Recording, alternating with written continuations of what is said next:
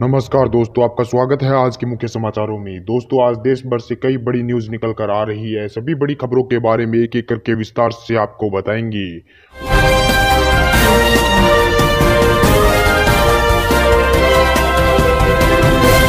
मोदी के राम मंदिर में भूमि पूजन के दौरे पर असदुद्दीन ओवैसी ने जताया विरोध, बताया संवैधानिक शपथ का उल्लंघन। जी दोस्तों, आपको बता दें कि लोकसभा सांसद असदुद्दीन ओवैसी ने राम मंदिर के शिलान्यास के लिए प्रधानमंत्री मोदी की अयोध्या यात्रा का विरोध किया है। असदुद्दीन ओवैसी ने कहा कि प्रधानमंत्री मोदी का राम मंदिर के लिए अयोध्या दौरे पर जाना प्रधानमंत्री मोदी के संवैधानिक शपथ का उल्लंघन है।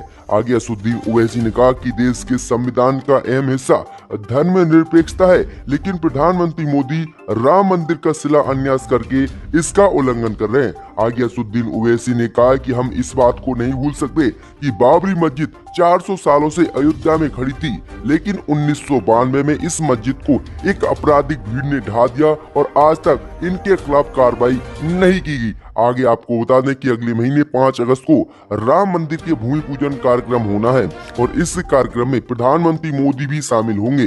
वहीं श्री राम जन्मभूमि और राम मंदिर आंदोलन से जुड़े लोग भी इसमें आमंत्रित किया गया है और वह लोग शामिल होंगे। और कोरोना महामारी को देखते हुए सिर्फ 200 लोग ही इस कार्यक्रम में शामिल होंगे। और इसी को लेकर आज असदुद्दीन ओवैसी ने प्रधानमंत्री मोदी पर हमला बोला है और कहा कि प्रधानमंत्री मोदी राम मंदिर का शिलान्यास करके संविधान का उल्लंघन कर रहे हैं। इसी बीच बढ़ते दोस्तों अगली बड़ी खबर की ओर तो राहुल गांधी ने एक बार फिर से प्रधानमंत्री मोदी पर बोला हमला। कहा प्रधानमंत्री मोदी ने नौकरी भी छीन ली, पूंजी भी हड़प ली, बीमारी को भी नहीं रोक पाए। जब दोस्तों आपको बता दें कि कांग्रेस नेता राहुल गांधी ने एक बार फिर से केंद्र की मोदी सरकार पर हमला किया है।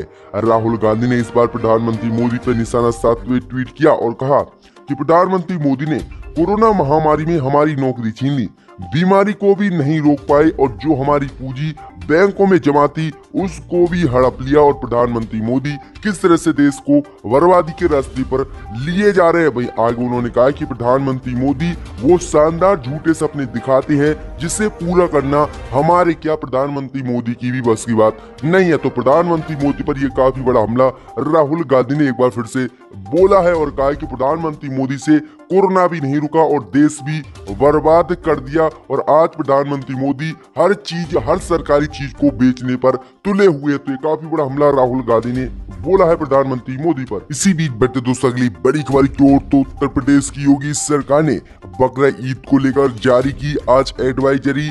मस्जिद में नमाज पढ़ने पर रोक, खुले स्थानों में कुर्बानी पर भी लगाया बैन। दोस्तों आपको बता दें कि मुसलमानों का खास त्योहार ईद उल अजहा यानी बकरा ईद 1 अगस्त को पूरे देश में मनाया जाएगा।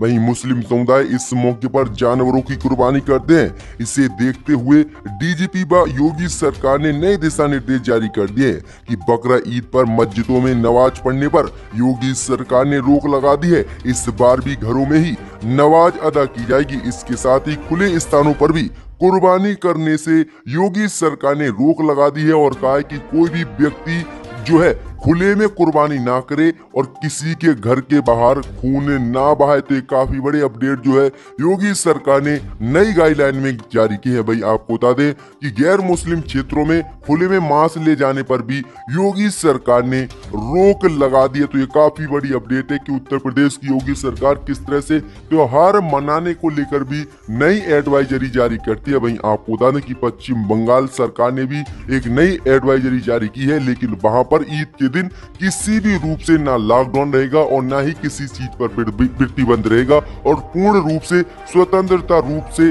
बकरा ईद पश्चिम बंगाल में मनाई जाएगी, लेकिन उत्तर प्रदेश में ये पाबंदियां रहेंगी। इसी बीच बढ़ते दोस्तों अगली बड़ी खबर की ओर तो कांग्रेस के बाद बीजेपी को लगा 2 राज्यों से झटका।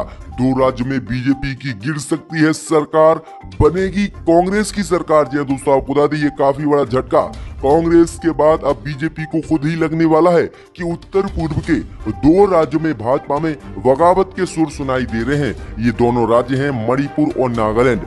मणिपुर और नागालैंड में बीजेपी सरकार संकट में है और कभी भी इन दोनों राज्य में बीजेपी की सरकार गिर सकती है और कांग्रेस की सरकार बन सकती है। जहां दोस्तों आपको बता दें कि मणिपुर में जहां राज्य के सीएम एन वीरेन सिंह के खिलाफ ही बगावत हो गई है, तो वहीं नागालैंड में पार्टी के नेता प्रदेश इकाई अध्यक्ष टेम जेन इम्मा आलोंग को पद से हटाना बीजेपी चाहती है। इसी बीच बढ़ते दोस्तों अगली बड़ी खबर की ओर। तो बाबरी मस्जिद तोड़ने के मामले में कूदे हुए सभी आरोपियों के बयान अब भेजे जाएंगे जेल। वहीं 30 जुलाई से बचाव पक्ष करेगा दलील पेश। जी दोस्तों, आपको बता दें कि अयोध्या में बाबरी मस्जिद तोड़ने के मामले में सभी आरोपियों के बयान सीबीआई कोर्ट में दर्ज हो गए हैं। वहीं मंगलवार को सीबीआई कोर्ट में मामले में अंतिम आरोपी शिवसेना के पूर्व सांसद सतीश प्रधान के बयान को भी दर्ज कर लिया गया है। वहीं वीडियो कॉन्फ्रेंसिंग के जरिए सतीश प्रधान के बयान को कोर्ट में दर्ज किया गया।